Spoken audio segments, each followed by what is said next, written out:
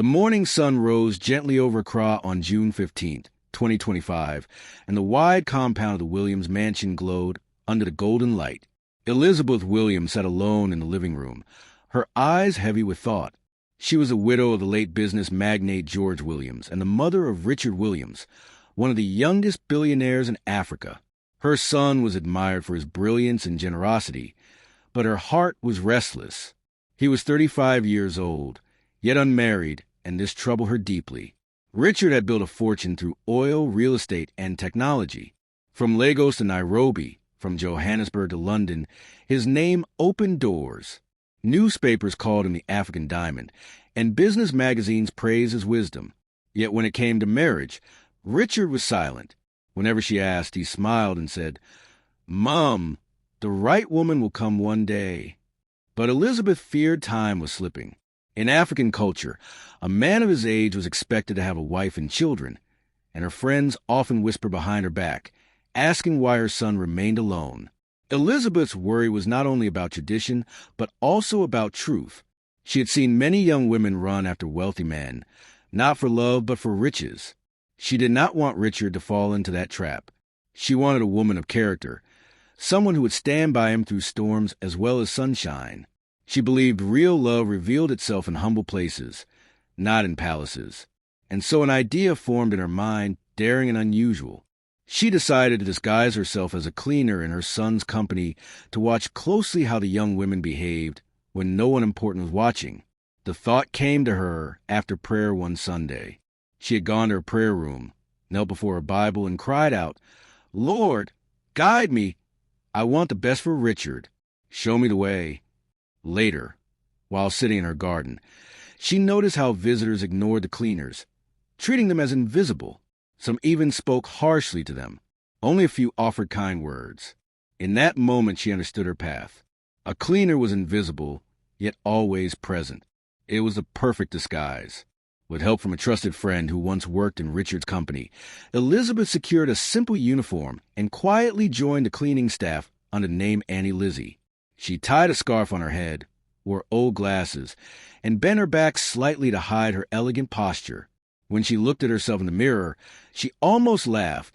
No one would guess she was the mother of a billionaire. Her first day at work was humbling.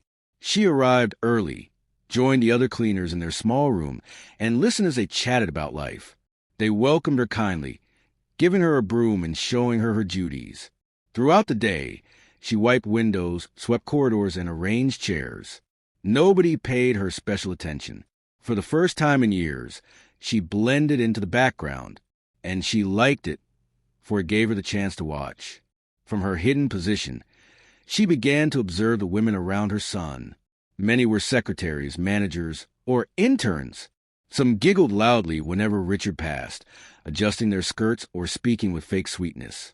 Others were proud and rude, barking at cleaners as if they were less than human. Elizabeth kept notes in a small diary hidden under her mattress.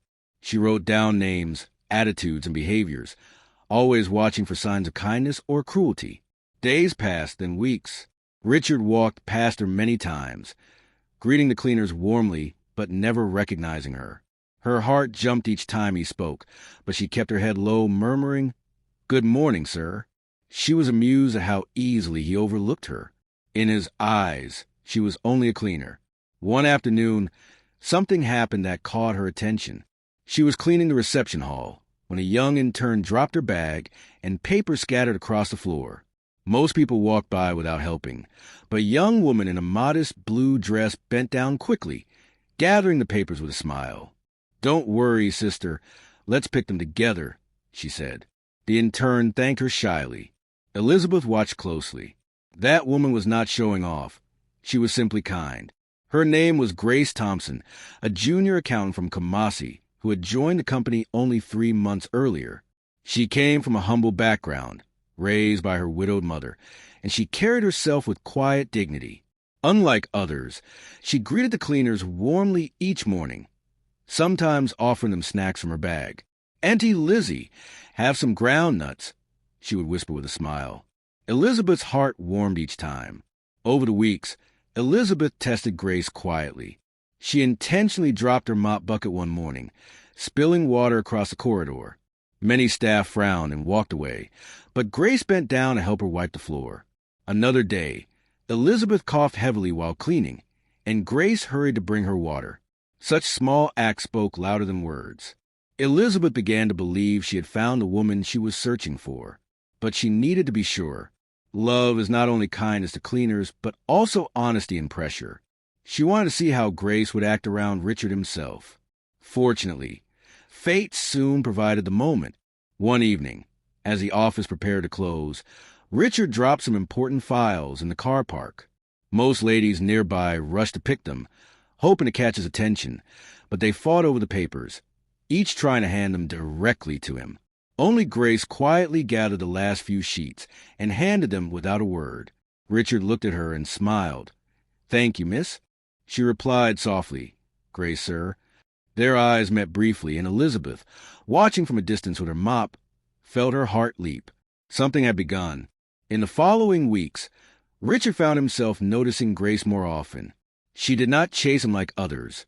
She simply worked diligently at her desk, smiling politely whenever he greeted her. Intrigued by her calmness, he began to ask her small questions about accounts, then later about her life. He learned that she had struggled through university, often working part-time jobs to pay her fees.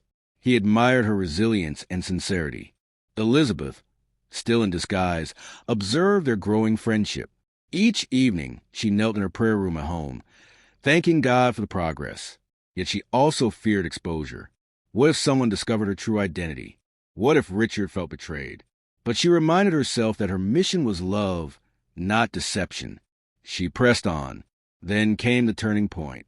One rainy evening, as Elizabeth left the office with her mop, she slipped on the wet floor and fell. Grace rushed immediately, helping her up and covering her with her umbrella. "Auntie Lizzie, you must be careful," she said, guiding her to a chair. Richard, who had been walking nearby, witnessed the scene. He was touched by Grace's compassion. That night, for the first time, he dreamed of her. Weeks turned into months, and Richard's admiration grew into affection. He invited Grace for lunch one Saturday, away from the office. At first, she hesitated, worried about gossip, but he assured her it was simply a meal. They met at a small restaurant, and for hours they spoke of life, family, and dreams. Richard was moved by her honesty and her refusal to flatter him. Grace, in turn, was surprised by his humility. He spoke of his late father and of his desire to use his wealth for good. Elizabeth knew it was time to end her disguise. She had seen enough, but she wanted to reveal herself carefully so that Grace would understand and not feel mocked. She decided to plan a dinner at the mansion, inviting Grace under the pretense of a staff appreciation event. On the evening of the dinner, Grace arrived nervously, wondering why only she had been invited. She was welcomed into the grand mansion, where Elizabeth waited in her true form, dressed elegantly, standing tall, her hair neatly tied. Grace gasped in shock when she recognized Auntie Lizzie. "Madam, you?" she stammered. Elizabeth smiled gently. "Yes, my dear, I am Richard's mother. I pretended to be a cleaner to know the hearts of those around my son. And you, Grace, have shown me kindness and truth. I believe you are the woman my son has been waiting for." Grace's eyes filled with tears. She felt overwhelmed, unsure whether to be angry or honored. But Elizabeth held her hand softly. "My child, I did not deceive you to harm you. I wanted to see your heart, without the weight of titles. And you passed every test." At that moment, Richard entered the room, equally shocked to see his mother and Grace together. "Mum, what is happening?" he asked. Elizabeth looked at her son with loving eyes. "Richard, I want to be sure. And now I am. Grace is not like the others. She is the one who can love you for who you are." Richard turned to Grace, his heart racing. She lowered her eyes, embarrassed, but he lifted her chin gently. "Grace, I do not care about how we met or what tests you unknowingly passed. What matters is that I admire you, and I wish to know if you will walk with me in life, not as my worker, but as my partner." Tears streamed down Grace's face as she whispered, "Yes, Richard, I will." From that evening, their love blossomed openly. The mansion that once echoed with silence now filled with laughter. Elizabeth's heart found peace at last. Months later, on a bright Saturday morning, the entire city celebrated as Richard Williams and Grace Thompson were joined in marriage. The ceremony was filled with joy, attended by leaders, workers, and villagers alike. Many could not believe the billionaire had chosen a humble accountant, but Elizabeth smiled proudly. She knew love was not measured by wealth, but by character. As the choir sang and the couple exchanged vows, Elizabeth whispered a prayer of thanks. Her daring plan had worked. She had pretended to be a cleaner, and in doing so, she had found the perfect wife for her son. And so the story of the billionaire's mother became a legend in the city, reminding all that true love shines brightest in humility.